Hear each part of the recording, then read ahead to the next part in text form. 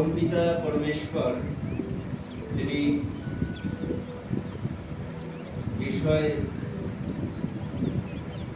তিনি কিন্তু সদা জাগ্রত। তিনি যদি সদা জাগ্রত না হতো আমরা কি বেঁচে থাকতে পারতাম? এই সৃষ্টি নিরন্তর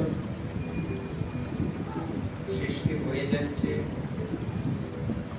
আবার ধ্বংস হয়ে যাচ্ছে। তাহলে তার প্রতিনিধি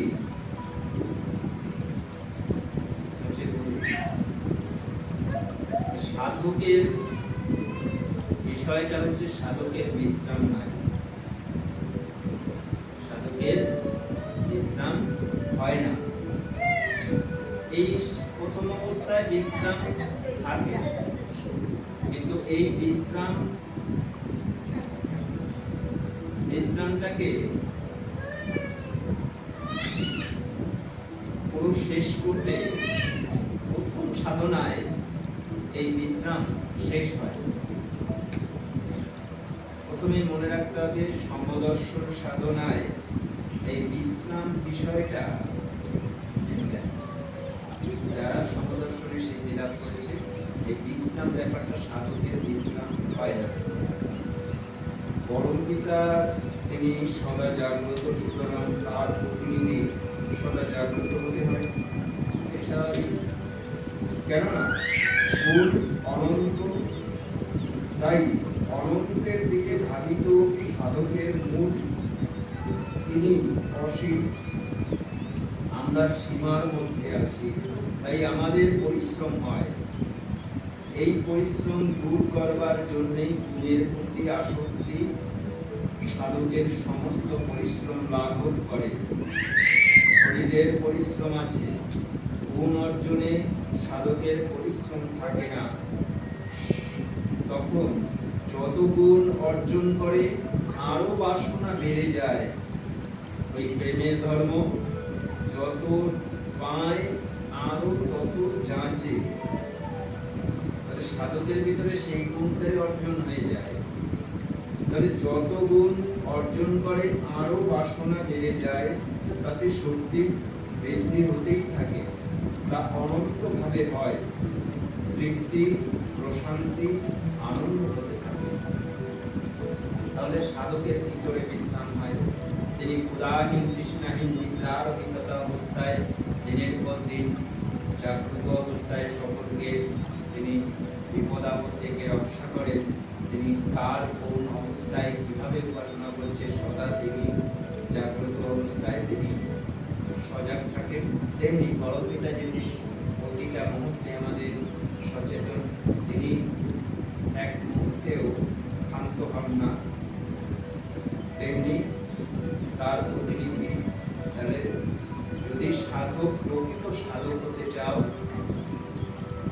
তাহলে বিশ্রামের কথা বলবে না।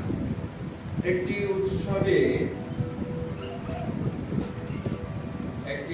উৎসব গোটায় হয়, সেখানে একজন এসেছিল, আমি নাম বলছি না, একজন এসেছিল, হঠাৎ করে খাওয়ার জায়গায় গিয়ে আমাকে দেখতে পেল, একটু বিশ্রাম দিতে পারো না? সাধকের তো বিশ্রাম হয় না, সাধকের বিশ্রাম হয় না। আমি তাই প্রথমেই বললাম, সমদর্শন সাধনায় বিশ্রাম ব্যাপারটা চলে যায়।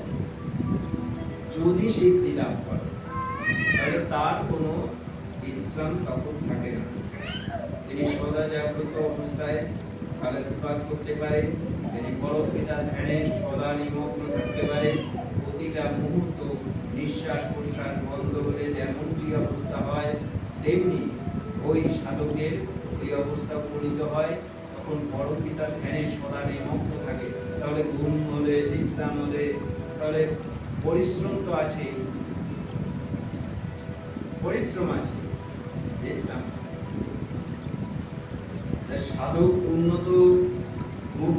সাধক গুণে উন্নত করে পরমপিতার সান্নিধ্য লাভ একত্র প্রাপ্ত হয়।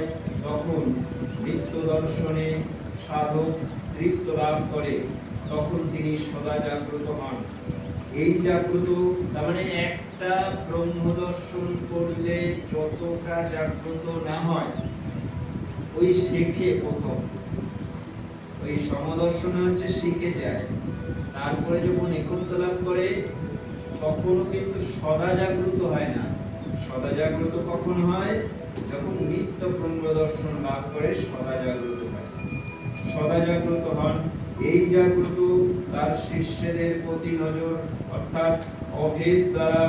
ওই জন্য একটি একত্ব লাভ করলেই যে শিষ্যদের রক্ষা করতে পারবে বা গুরু হতে পারবে তা কিন্তু নয়।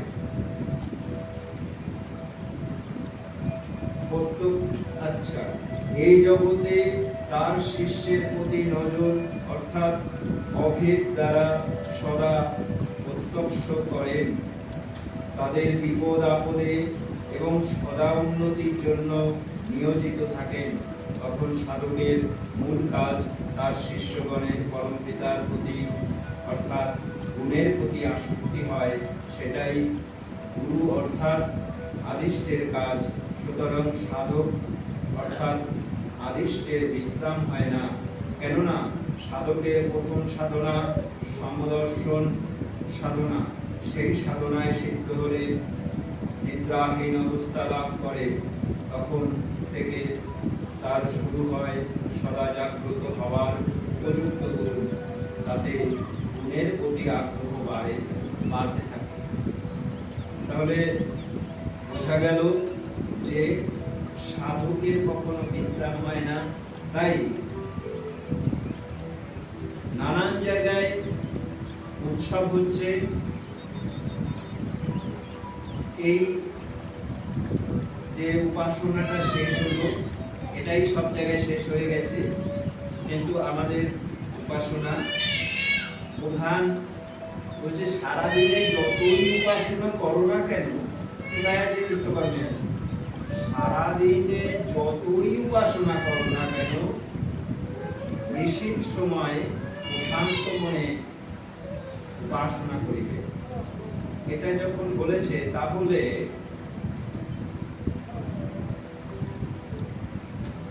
উৎসব ক্ষেত্র শিক্ষা কেন্দ্র, তাহলে সেই শিক্ষা কেন্দ্রে কেন নৈশ উপাসনা থাকবে না? সাধকের কখনো বিশ্রাম হতে পারে না, তিনি কিন্তু সদা জাগ্রত, তিনি সবাইকে আবার সেই ভোরবেলা উঠতে হবে, অন্তত 5টা 5:30টার ভেতরে করতে হবে, কেননা সেই সময় গুরু পূজা 3বার করতে হয়। সেই সময় একটা গুরু পুজো উপাসনা ছোট করে তারপর গুরু পুজো, বড় করে গুরু পুজো প্রতিদিন, সেটা উৎসবে নির্ধারিত আছে। এখানে ছাড়া পৃথিবীতে কোনো জায়গায় 4টে করে উপাসনা হয় না, এই বলে মানে সাধকের বিশ্রাম হয় না, তাই এখানে কোনো বিশ্রামের পরিপাটি থাকে না।